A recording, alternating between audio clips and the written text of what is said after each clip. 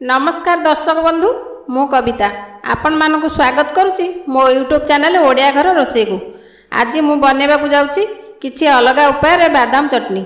यह आपण मैंने इडली और चकुली पिठा सह खाईपर। तो चलतु देखा दर्शक बंधु किपरि तैयारी हुए यही बादाम चटनीटी। किंतु ता पूर्वर आपण मान पाखरे गोटे छोटिया अनुरोध रखुची, जदि आपण मैंने मो चैनल को एपर्यंत सब्सक्राइब करना ताहले एबे ही सब्सक्राइब कर दियंतु आउ पाखरे थिबा बेल आइकन को दबे दियंतु, काहेकि ना मु जेते बेले भी नुआ वीडियो अपलोड करिवि तार नोटिफिकेशन आपण माने संगे संगे पाई जिवे। तो चलंतु वीडियो आरंभ करिबा।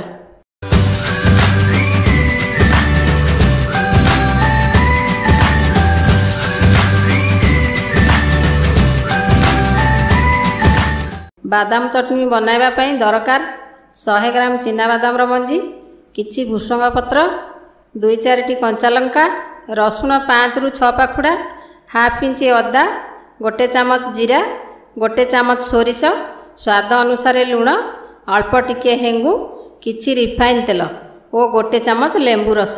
प्रथमे गैस ऑन करी पैन बसाइबा। पैन गरम हो गले कंचा चिना बादाम मंजी को पकाई मीडियम फ्लेम रे 5 ରୁ 10 मिनिट पर्यंत भाजिबा। 5-10 मिनिट पर यह गोटे प्लेट रे काढ़ी नेबा और यह किछि समय ठंडा हवा पई छाड़ी देबा। ठंडा होई गले यह हाथ रे मकची एथरु चोपा छड़ाई नेबा। तापरे ग्राइंडिंग जार रे चोपा छड़ा चिना बादाम मंजी को पकाइबा। रसुण 5 पाखुड़ा, अदा हाफ इंच, कंचा लंका 4टा, 1 चामच जीरा, स्वाद अनुसार लुण और 1 चामच लेंबू रस।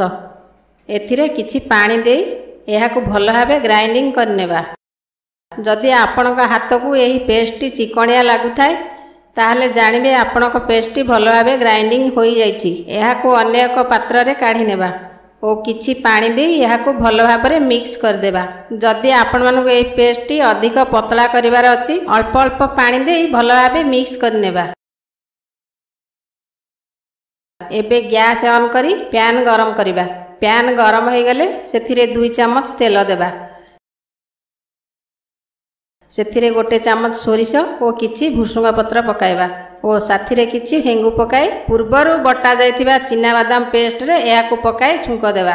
याकु चामच साहाय्य भल भाबे मिक्स कर देबा। एबे आपणकर प्रस्तुत हो गला बादाम चटनी। तो फ्रेंड्स, जदि आपण मानकु एई वीडियोटी भल लागथाय ताहले वीडियो को लाइक करंतु, शेयर करंतु आ मो चैनल को सब्सक्राइब करने केबे भी भूलंतु नहीं। नमस्कार।